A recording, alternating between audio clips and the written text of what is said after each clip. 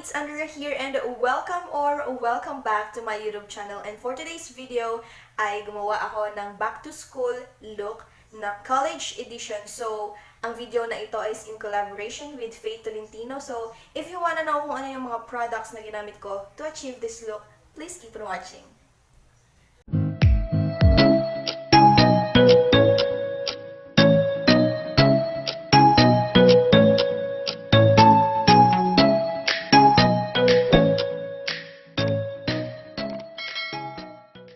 So to start our makeup look, I'm gonna be using first this Careline Lip Balm to moisturize my lips. And any lip balm will do.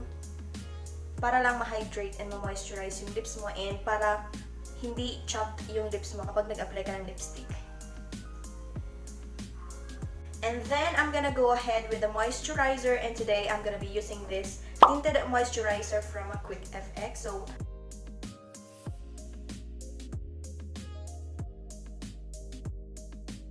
and I'm also using my hands para i-blend yung ating moisturizer kasi yeah, moisturizer lang naman siya and mabilis lang naman siyang gawin by hand. So hindi na ako gagamit ng brush or any makeup tool para i-blend yung ating moisturizer. Ayan, so I'm gonna skip the foundation kasi hindi naman ako laging nagpa-foundation kapag pupunta ako ng school. So after ng moisturizer ay magpa-powder na ako and gagamitin ko itong powder from Careline. At ang shade ko ay chestnut. And this time ay gagamit ako ng powder brush kasi hindi ako gumagamit nung nandito na puff niya dito sa pinaka-powder. And gagamitin kong brush ay yung kay Mama Antuts na brush. And yun. Magpa-powder ka lang just to make your face matte. Ganun.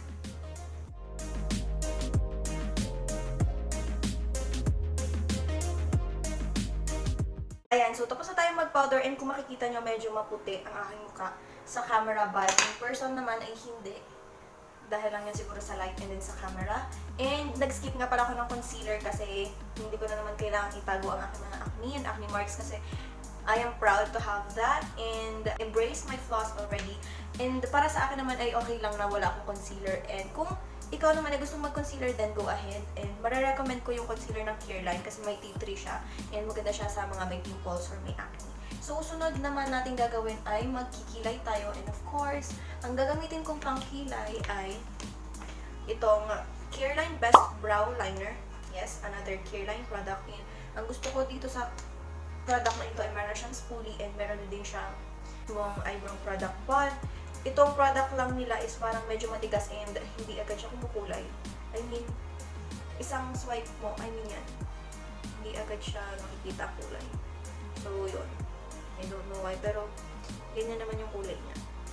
Medyo brown. And perfect for me kasi black yung buhok ko. Tapos, sabi ay brown daw yung ilalagay sa aking eyebrows.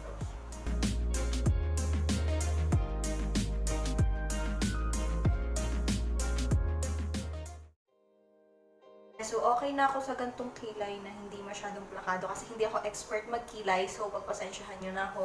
I just colored and filled in my brows kasi yun lang yung kaya kong gawin. And hindi ako maalam sa mga kilay on fleek or mga plakadong kilay na. So, ayun. Pagkatapos naman ay i-curl ko muna saglit ang aking eyelashes.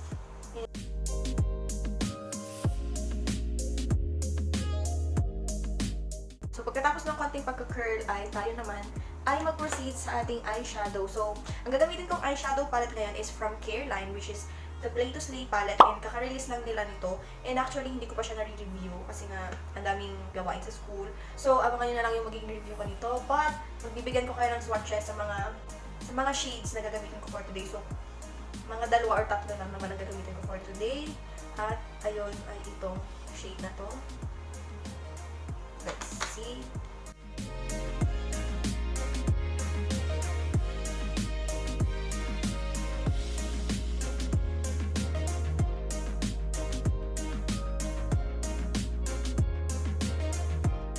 Tatlong kulay na yan ang gagamitin ko for today. And let's start. Gagamit ako ng brush. And ididip ko siya dito. And ito yung gagawin ko, transition color. Disclaimer lang, hindi po ako ganun kagaling mag-makeup or pagdating sa eyeshadow.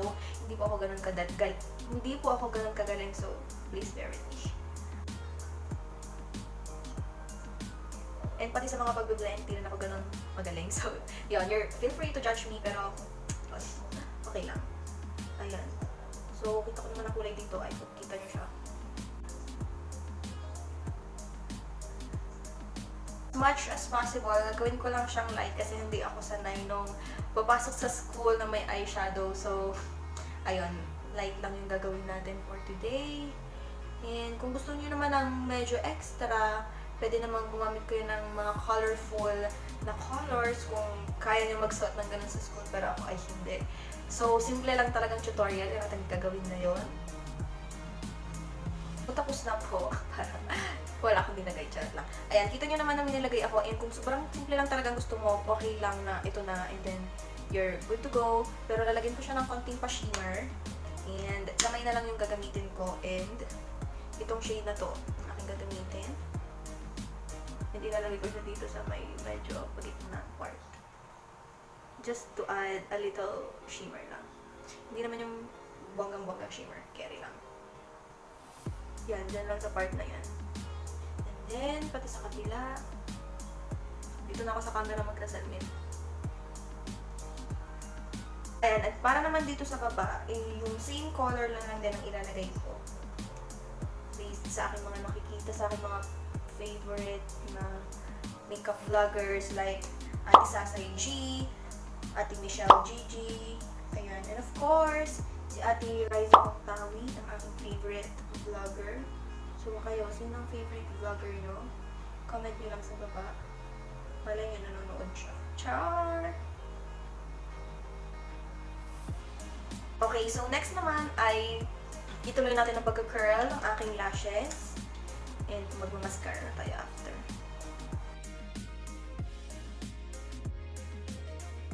So, na-curl ko na ang aking lashes. And ang gagamitin kong mascara is this Careline Go Big Mascara. So, kung love na love nyo ang Careline, you know what this is. And ito ang gagamitin ko for my mascara.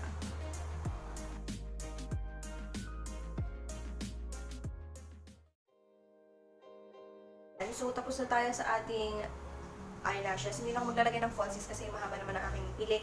And hindi naman ako nagpa-falsies sa school. And yan. Nag-try din ako maglagay sa baba. Pero yan lang yung nakayanan. Hindi talaga kasi ako maano maglagay. Laging nagkakayat. So yun. So next naman ay tayo ay mag-blush on. And nasan ang aking blush on? Ito na lang din pala sa Play to Slay palette. Kukunin yung aking blush on. Although, meron ako dito na rosy cheek ang shade.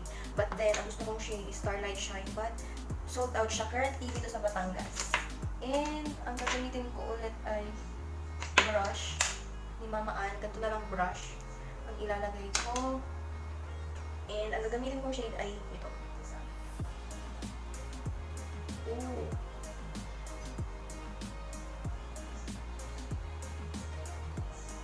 Pigmented naman ito. And then, ikakalat ko lang ng konti. Para hindi magmukha sinampal. And next naman ay lipstick. And of course, I'm gonna use the Careline Matte Liquid Lipstick in the shade Got to Go. So far, this is my favorite shade. Kasi it's a nude one and it complements my skin tone, which is a morena skin. I'm a morena and I'm proud to be a morena. And I'm just gonna quickly apply it habang moisturize pa yung aking lips.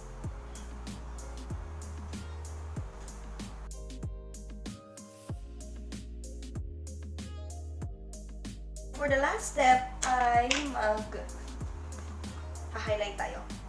Okay, so I'm gonna use this EB Advanced Glowout Highlighter in the shade Strobe. So, ilang beses na itong nagpatak, kaya ganyan ang itsura. Nirestore ko lang siya ng alcohol, so iba na yung formula niya. And I hope okay pa din siya. Pero maganda naman siya, nag-work pa din naman siya. Okay, I'm gonna use a fan brush. And, labig ng labig naman. Oh my god, look at that. Pagpasok ako sa school, napakak. Highlighter. Char.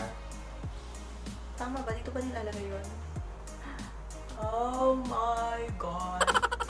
Look at that.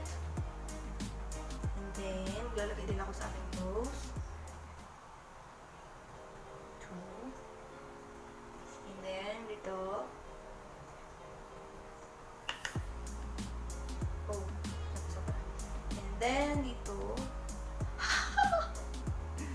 Ang dami, besh. O, inyo lagay. Long! And then, dito daw. Yung mga nakikita ko sa mga beauty vlogs, ito na lang gagamitin to. Dito daw. Lalagyan din natin. Ayan. Oh, kita nyo ba yun? And dito.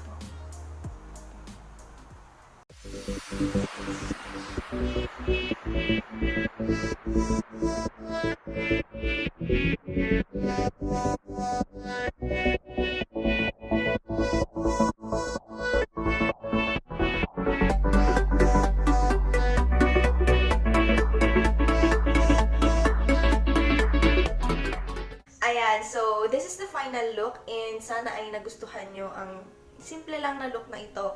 And yun lang. Thank you so much for watching this video. I hope you enjoyed watching this one. And if you haven't subscribed to my channel yet, please do by clicking the subscribe button down below. And the next to it is the bell button. I-click mo na rin yan, best, para updated ka sa lahat ng mga videos na i-upload ko. And I will see you in the next one.